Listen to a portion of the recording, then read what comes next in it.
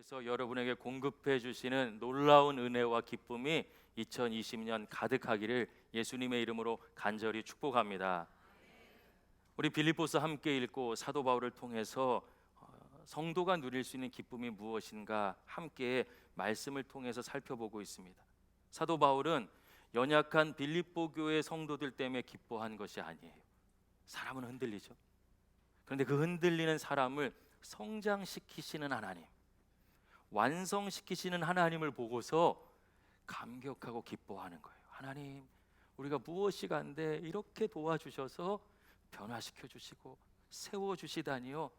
빌립보 교회 성도들이 부족한 것이 많지만 하나님이 만지시면 저들이 하나님의 영광을 드러내는 축복의 통로가 될 줄로 믿습니다. 하나님에 대한 믿음 가지고 기뻐하는 거예요. 그런 눈으로 서로를 바라보면 우리 안에 여러분 하나됨도 결코 어려운 일은 아니겠죠.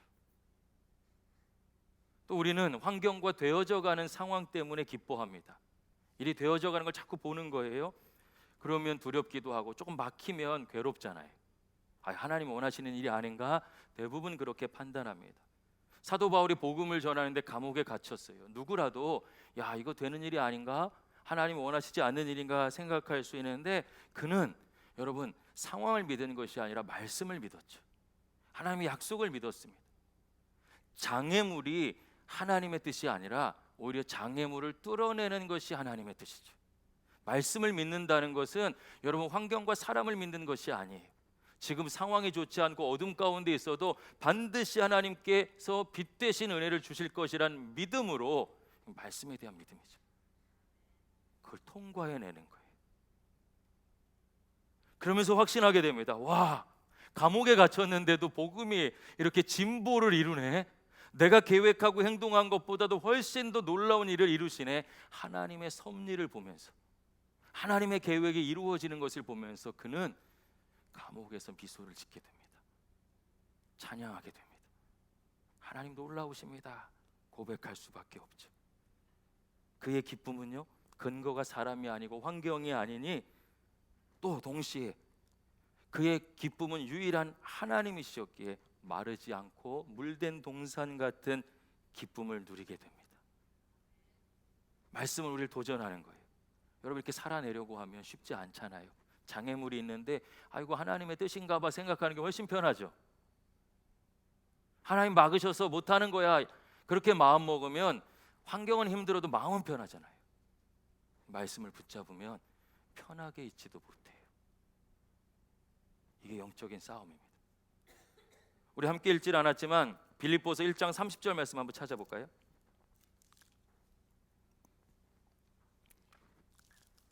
빌립보서 1장 30절 말씀 같이 읽겠습니다. 너희에게도 그와 같은 싸움이 있으니 너희가 내 안에서 본 바요 이제도 내 안에서 듣는 바니라. 아멘. 하나님께 기쁨을 두는 신앙생활, 기쁨의 근거가 하나님 되시는 것을 간증하고 나서 여러분 사도 바울은 아주 강력하게 명령형으로 권면을 시작합니다. 그것이요 빌립보서 1장 27절 이하부터 2장 18절까지. 근데 그 길이 쉬운 건 아닌 거예요. 생명의 길인데 분명히 기쁨이 있는데 시작하려고 하면 우리가 아직 연약하잖아요.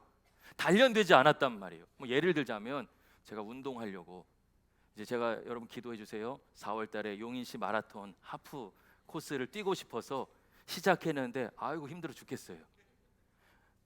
미세먼지 조금만 생기면 뛰기 싫어요.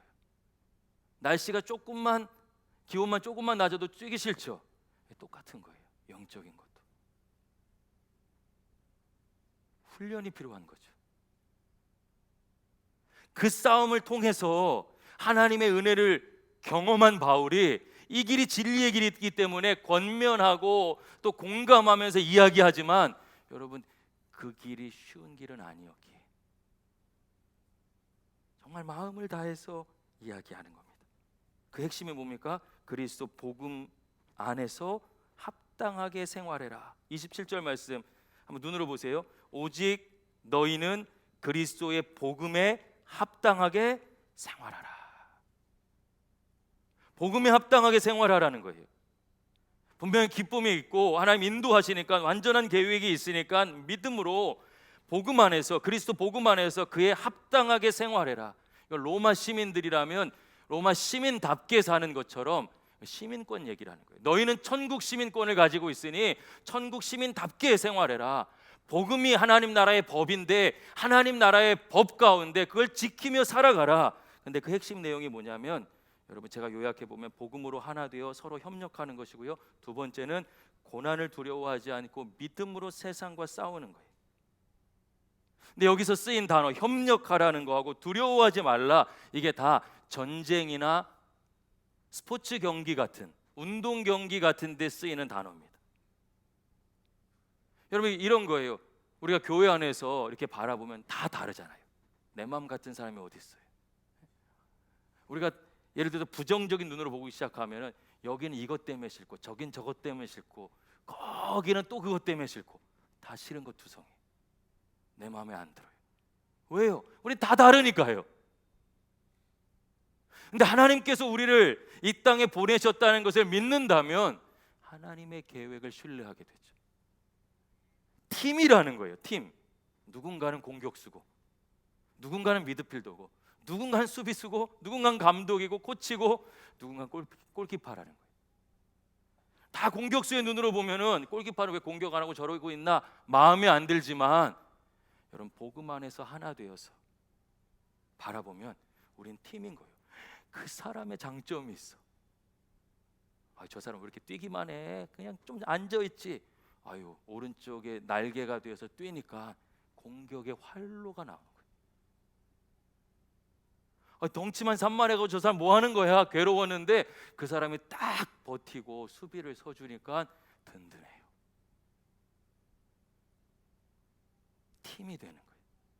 이게 교회라는 거죠. 복음에 합당하게 생활하는 것의 첫 번째는 하나 되고 협력하는 거예요. 차이가 있지만 서로의 장단점이 하나 되면 문제가 아니라 팀워크가 좋아지는 것이다.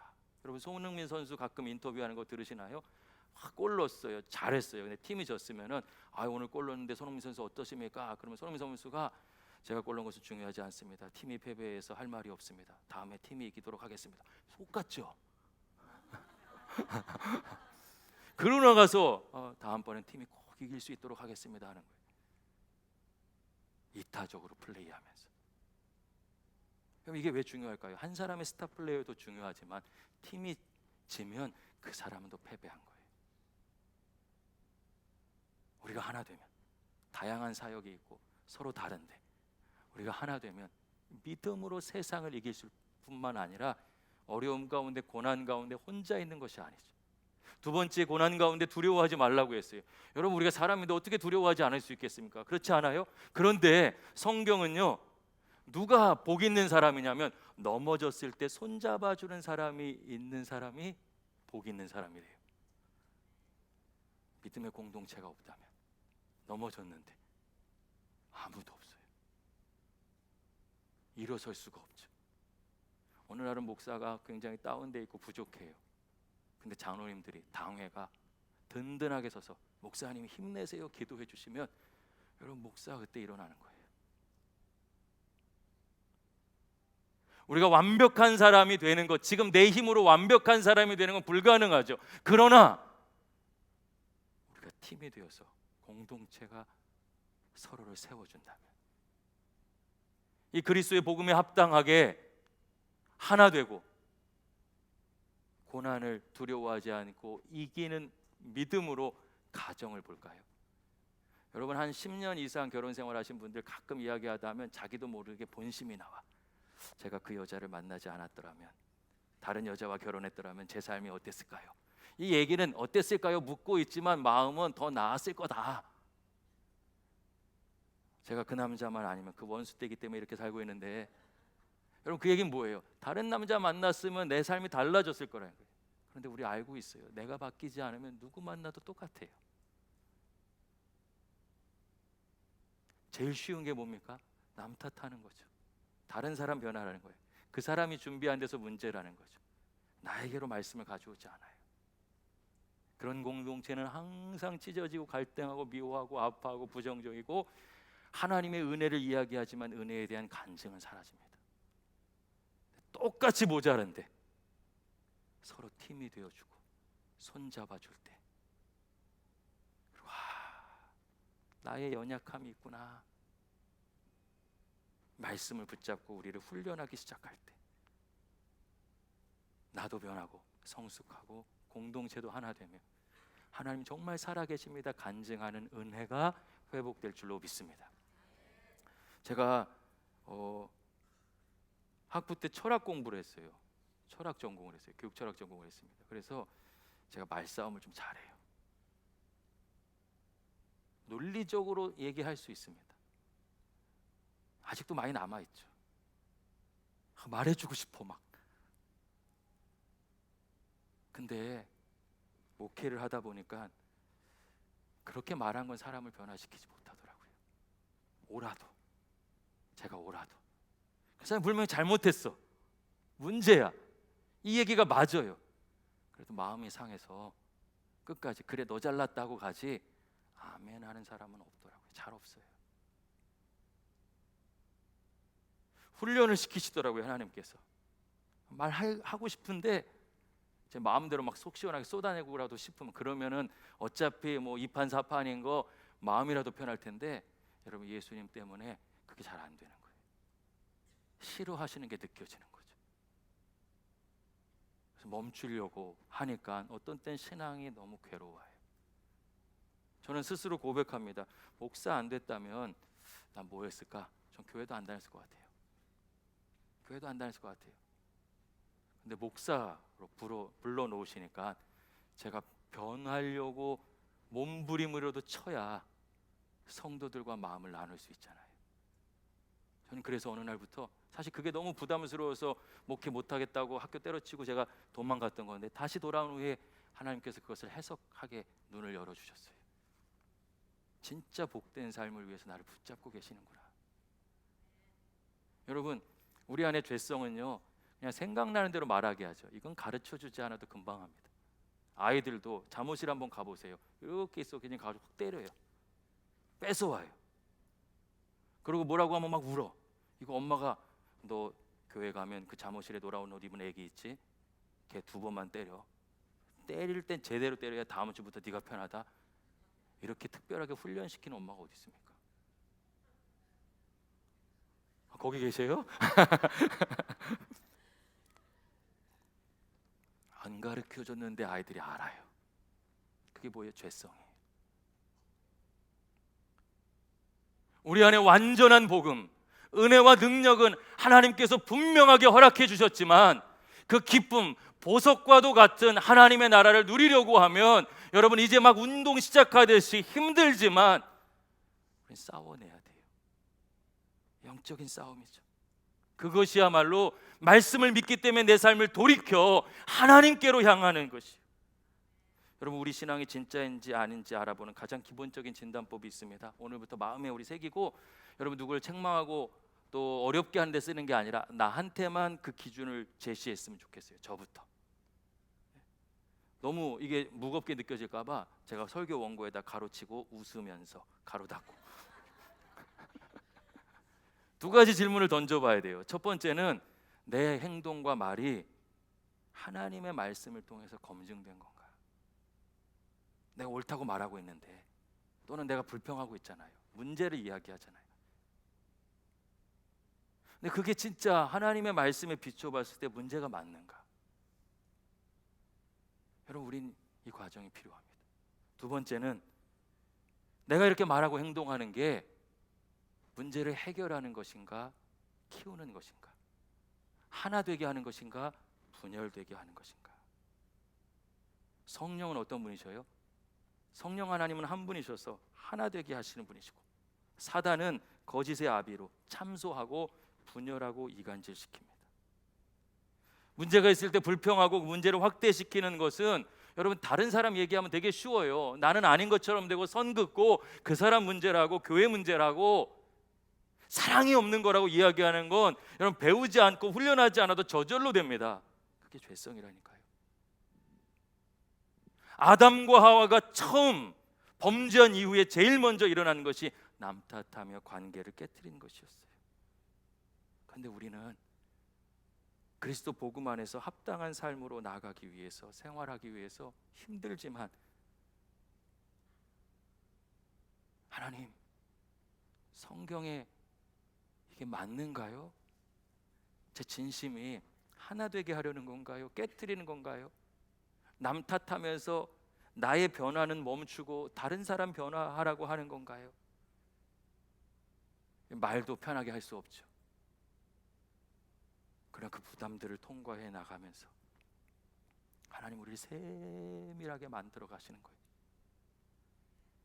영광된 하나님의 자녀, 거룩한 백성, 하나 될 뿐만 아니라 생명을 살리고 사람을 키워내고 하나님의 영광을 드러내며 믿음으로 넉넉히 세상을 이길 수 있다는 것을 삶으로 보여주는 사람, 삶으로 보여주는 공동체, 할렐루야, 반드시 우리가 될 줄로 믿습니다. 할렐루야.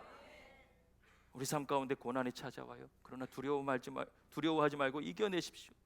믿음 때문에 현실의 문제가 꼬이는 것이 아닙니다. 세상 풍조가 더 좋아 보여서 손해보는 것처럼 느껴지지만, 유혹이 찾아오지만 믿음 갖게 되면 주변의 믿음의 공동체 가족들이, 오이코스가 우리를 붙들어줘서 함께 기도해서 하나님께서 그곳에 역사하셔서 우리는 달라지고 변할 뿐만 아니라 정말 우리가 거룩해지는 성화, 예수 그리스도를 닮아내는 역사가 여러분 다른 곳엔 없어도 성령님 함께 하시는 이곳에 이루어질 줄로 믿습니다. 사단은 우리를 걸려 넘어지게 하지만 사단은요, 우리 이길 수 있는 존재가 아니에요. 주님 우리를 일으켜 세워주시고 이길 수 있는 힘을 주시는 분이시죠. 우리가 변화하고 성숙해지면 하나의 팀이 되고 우리 팀은 세상에서 누릴 수 없는 기쁨과 평안, 은혜와 능력을 누리는 믿음의 공동체가 되는 것이고, 그곳이 교회예요. 그래서 교회는 한 번에 완성되는 것이 아니라 하나님의 계획과 하나님의 비전은 완전하지만 우리가 함께 세워나가는 거예요. 함께. 이런 신앙을 위해서 교회 안에 꼭 있어야 될 것을 설명하는 말씀이 2장의 말씀입니다. 1절 말씀, 2장 1절 말씀 한번 볼까요? 같이 읽어볼게요. 시작. 그러므로 그리스도 안에 무슨 권면이나 사랑의 무슨 위로나 성령의 무슨 교제나 긍휼이나 자비가 있거든. 예, 이게 무슨 말인지 잘 모르겠어요. 이걸 읽어보면 조금 원래 의도와 다르게 권면이 있어도 좋고 없어도 좋다는 건지, 없다는 건지, 없으면 할 수 없다는 건지, 사실은 여러분 이 1절 말씀 잘 마음에 와닿지 않습니다. 이걸 조금 더 쉽게 번역하는 걸 제가 읽어드릴게요. 그리스도 안에서 권면을 받고 계시지요? 그렇지 않습니까? 그리스도 안에서 사랑의 위로를 받고 계시지요? 그렇지 않습니까? 그리스도 안에서 성령의 교제를 나누고 계시죠? 그렇죠? 자비와 긍휼을 받으셨죠? 그렇지 않습니까?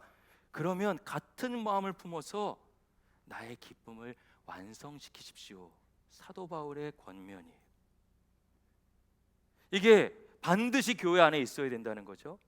먼저 2장 1절에 앞에 보면 그리스도 안에 무슨 권면의 권면과 사랑의 무슨 위로의 위로, 이 권면과 위로가 놀랍게도 번역으로는 다르게 되어 있지만 헬라어로는 한 단어예요. 근데 이게 번역할 때 권면의 의미도 있고 위로의 의미도 있는 거예요. 자 보세요. 오늘날 세상 위로는 받고 싶지만 말씀으로 권면받는 건 싫습니다. 목사가 여러분 말씀 전하는 자고 가르치는 자고 그 권한을 성령 가운데 위임받은 자인데도 말씀으로 권면해도 듣고 싶지 않아요. 그냥 잘했다, 괜찮다, 할 수 없었다 위로받길 원하죠. 변화가 없죠. 10년이 지나고 20년이 지나도 우린 처음 예수님 만났을 때 그 감격보다 더 깊은 사랑으로 가보질 못했어요. 신앙은 그렇게 작은 것이 아닙니다. 네, 여러분 한번 볼까요? 권면, 말씀으로 권면할 때 받아낼 수 있는 신앙 쉽지 않죠. 근데 그리스도의 복음에 합당하게 살기 위해서 우리가 싸워내는 거예요. 권면하는 사람은 또 어때야 될까요? 사랑 없이 권면하면 그리고 말씀에 근거하지 않고 권면하면 그 내 얘기하는 거잖아요. 미워하고 갈등을 일으키고 지적질하려고 하는 거지 그 영혼을 위한 게 아니죠. 위로를 하더라도 말씀을 바탕으로 사랑으로 위로하는 거예요. 그러니까 여러분, 말씀으로 교제하고 나누고 권면하는 권면과 그게 우리 삶에 되는 위로가 같이 있어야 돼요. 그래서 이 개역 개정을 번역하는 분들은 그런 의미를 담은 것 같아요. 그리스도 안의 권면, 사랑의 위로. 우리 신세계교회는 조금씩 더 성장하고 변화해서 누군가 우리 장로님들이나 또 리더들이, 목자들이 말씀으로 권면하면 우리 한번 싸워보자, 이겨내자, 으쌰으쌰 팀으로 하나 되어서 서로 붙잡아주고 진짜 신앙의 변화와 은혜를 간증할 수 있기를 예수님의 이름으로 간절히 축원합니다. 세 번째는 성령의 교제라고 하잖아요. 왜 성령의 교제라고 했을까요? 우리는요, 교회 안에서도 오래 사귀고 나랑 마음이 더 맞는 사람들과 친한 것을 교제라고 생각합니다. 그걸 저는 인간적인 교제라고 표현하고 싶어요. 인간적인 교제는 세상에 더 잘하죠. 여러분 어디 무슨 동호회 같은데, 사이클 동호회 이런 데 가보세요. 음악 동호회 같은 데 가보세요. 우리보다 훨씬 매너 있고 끈끈하고 배려하고 함부로 무시하지도 않아요. 인간적인 교제가 전부라면 우린 세상보다 못할 수도 있어요. 오히려 교회 2000년 역사 속에서 인간적으로 친한 사람들만 만나고 사역의 자리로 데리고 오고 무리 지으면서 얼마나 많이 한 영혼을 실족시켜 왔습니까? 그 안에 있을 때 모르는 거예요. 제가 군대 제대하고 4학년 때 이제 처음으로 모교회 아닌 다른데 교육전도사로 나갔습니다. 12월 달에 부임했고 4월 달에 부활주일이었는데, 부활주일 날 예배 마치고 이렇게 이제 축도하고 다 끝나고 탁 드는데 갑자기 막 무협 영화처럼, 교회가 세 줄이었거든요, 의자가. 막 사람들이 날라다니는 거예요. 그리고 1년의 무리가 앞으로 막 의자를 밟고 진짜 무슨 이렇게 날라가듯이 가서 목사님을 강단에서 끌어내리고 교인들끼리 막 싸움이 붙었어요. 그리고 다 하는 말이 다 하나님의 일을 위해서래요.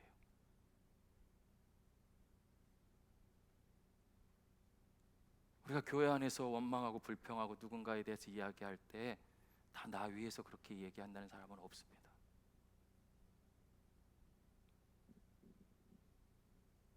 근데 그때 우리 청년들 가운데, 제가 청년부 담당했었는데, 한쪽 아이는 이쪽 편, 또 한쪽 아이는 저쪽 편에서 너무 친하게 우리 성경 공부하면서 새롭게 젊은이 신앙을 회복시켜보자 막 으쌰으쌰 하고 있었는데, 그 다음 주부터 교회가 갈라져 버렸어요. 얼마나 울었는지 몰라요. 그 두 녀석 다 아직도 교회 안 다녀요. 근데 엄마 아빠들은 여전히 자기들은 하나님의 일을 위해서, 교회를 위해서 한 거래요. 왜 성령의 교제여야 될까요? 나랑 맞지 않는 사람들, 처음 보는 사람들. 여러분, 우리가 4부 예배 드리는데 솔직하게 말씀드리면 제가 처음 보는 분도 한 30% 되시는 것 같아요, 매주. 그 중에 또 한 30%는 얼굴이 매주 바뀌세요. 4년 동안으로 계속 계산하면 한 절반 정도는 2016년 이후에 오신 분들이에요. 그러니까 우리 서로 모르는 건 우린 다 몰라. 그러니까 나쁜 마음을 가지고 있어서 그런 게 아니에요. 근데 성령 안에서 교제는 그때 어떻게 해야 될까요? 새로운 사람이나 기존에 있었던 사람이나 그게 중요한 게 아니라 먼저 다가가는 거죠. 근데 신비한 경험을 합니다. 여러분, 이 사람이랑 친하지 않고 저 사람 좀 깍쟁이 같았는데 어쩌다 같이 선교하게 되거나 또 뭐 어디 같이 교회에서 뭐를 했어요. 그랬더니 와가지고 저한테 막 간증해. 목사님, 그 사람 그런지 몰랐어요. 얼마나 마음이 잘 통하는지 너무 좋더라고요. 여러분, 성령이 신비롭죠. 하루 만났는데 마음을 열게 해주세요. 우리 기존 성도님들, 교회를 한번 옮겨보세요. 교회 옮기는 걸 제가 어떻게 이해하냐면, 목사도 새로운 교회 가면은요 한 6개월은 밥 먹는 게 너무 어려워요. 성도들은 얼마나 더 심할까요? 거기다가 연세가 한 40대 50대 이렇게 넘어가면 최소한 1, 20년 그 공동체에 있었는데 새로운 공동체로 왔어요. 너무 어렵죠. 그때 성령의 교제를 누군가 손잡아 준다면, 먼저 한마디, 먼저 인사. 여러분, 사실은 우린 다 내성적이잖아요. 그렇죠? 우리 활달한 사람이 없어. 인사할 땐 다 내성적이야. 왜 인사 안 했죠? 내성적이었어요. 마음이 쫄려서 우리 못했잖아요. 다 그런 거예요. 혹시 인사 안 해도 상처받지 마시고, 성령의 교제는 내가 내성적인데 먼저 인사하는 거예요. 여러분, 그 일을 통해서 하나님께서 교회를 하나님 나라 되게 하시는 것이죠. 오늘 성령께서 여러분에게 물어보시는 거예요. 혹시 여러분 인간적인 교제에 머물러 있는 건 아니죠? 성령으로 교제하는 건 맞으시죠? 자비와 긍휼 경험해 보셨죠? 물으십니다. 서로 용납해주고 어려움을 도와주는 관계를 말해요. 제가 우리 교회 성도들 가운데 우리 젊은 애기 엄마들이 그런 얘기 하더라고요. 자기가 결혼해서 교회 왔는데 진짜 뭐 여기 누구 아무도 모르는데 목자분이 맨날 차 태워주고 밥도 해주고 또 성도님들 데려다가 인사 막 시키고, 그러니까 그러고 보니까 바나바라는 사역만 없었지 바나바 하고 계셨던 거예요. 그래서 지금 자기 이 교회 모교회 갔다고. 돌봄, 자비와 긍휼을 베푼 것이고, 우리 가운데 갑작스럽게 어려움 찾아오죠. 여러분, 유기성 목사님 잘 아시죠? 선한목자교회 담임 목사님. 그분이 그런 얘기 하신 적 있어요. 우리 집안 사업이 딱 망했어. 그럼 보통 교회 권사님들은 목사님 찾아와서 기도 제목 이야기하고 이렇게 얘기한대요. 목사님, 절대로 사람들한테 말하지 마세요. 그날로 나 망한 거 온 교회가 다 알아. 상처에 소금 뿌리는 거죠. 우린 좀 달라지면 안 될까요? 제가 목사님 목회하시는 분 가운데 굉장히 마음 아팠던 것 중에 하나가 미혼모 사역하시는 분들이 계셔요. 여러분, 생명, 사람은 우연이라고 이야기하지만 우리는 천지를 창조하시고 모든 것을 주관하시는 분이 하나님이라고 믿잖아요. 그럼 그 생명에도 하나님의 가치가 있다는 고백이죠. 근데 미혼모인 거 밝히지 않고 애가 애를 데리고 교회 나오니까 남편 없이 남편은 신앙생활 안 하고 열심히 하나 보다 생각했는데 미혼모인 게 밝혀졌어요. 짐승같이 봐도 그렇게 더러운 눈으로 볼 수 있을까라는 생각에 교회를 떠납니다. 우리는 어떨까요?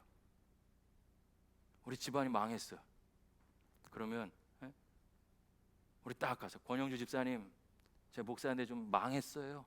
일주일만 집사님 집에서 우리 가족 좀 머물러야 되겠어요. 말할 수 있는 집이 한 집이라도 있을까요?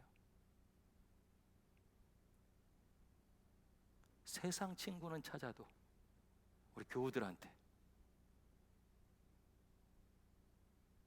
우리 집도 절도 없어졌어요. 우리 조금만 머물게 해주세요. 말할 수 있는 곳이 있을까요?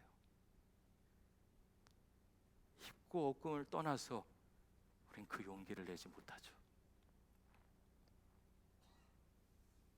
그런데 누군가 찾아와 위로해주고 기도해줄 뿐만 아니라 때로는 든든한 버팀목이 되어주는 곳, 자비와 긍휼이 있는 곳이 교회라는 것이.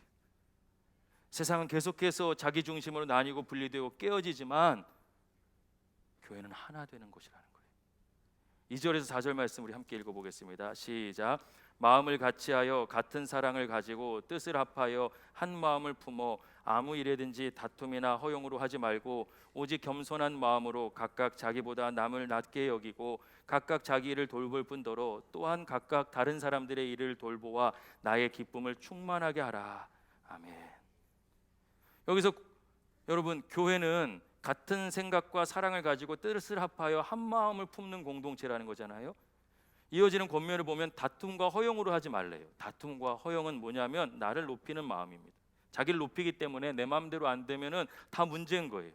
문제투성이라고 하고 문제가 없어도 문제를 일으키죠. 이걸 성경이 뭐라고 하냐면 교만이라고 합니다. 근데 교만은 작은 죄가 아니에요. 성경에서 죄의 본질이 교만입니다. 아담이 선악과를 따먹은 게 뭐예요? 하나님의 자리에 오르려는 교만입니다. 반대되는 것이 겸손이죠. 하나됨을 위해서 필요한 것이 겸손이라는 거예요. 근데 그것을 뭐라고 해석해 주고 있습니까? 제가 이게 발음이 잘 안 되더라고요. 자기보다 남을 낮게 여기고, 이게 높이라는 건데 저는 자꾸 내리 까는 것 같아서 이게 남을 높이라는 뜻이에요. 이게 겸손이래요. 사도 바울은 지금 누구 얘기하는 걸까요? 예수 그리스도의 자기 비하죠. 그래서 5절부터 그리스도의 마음을 품으라 그러는 거예요. 예수님은 원래 하나님과 똑같은 분이신데, 원래 하나님이신데, 그러니까 자기를 비하하고 자기를 비워내고 자기를 천하게 만들고 죽기까지 낮아지실 필요가 없는 것이 아니라 아예 그것과는 상관없는 분이신데 낮아지셨어요. 이게 그리스도의 자기 비하, 신학적인 용어입니다.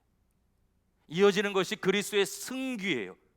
자기 비하하고 죽을 때까지 낮아졌는데 하나님께서 그분을 다시 승리와 귀하게 여기는 것으로 회복시키셨어요. 할렐루야. 우리의 승리는요, 우리의 높음은 내가 붙잡는 것이 아니에요. 겸손은 예수님처럼 나를 낮추는 것이죠. 근데 여러분, 그럼 우리 마음에 이런 생각이 듭니다. 예수님이니까 그렇게 하시죠. 목사님은 진짜 현실을 몰라. 제가 목회 지금 풀타임 한 19년 하고 있는데 제일 많이 듣는 얘기 중에 하나가 목사님은 현실을 몰라. 여러분, 근데 목사가 현실주의자가 되면 여러분이 영적으로 타락하게 됩니다.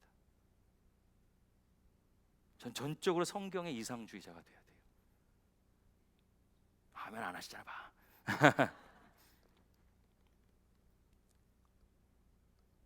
예수님은 하실 이유가 없는데 하신 거고요.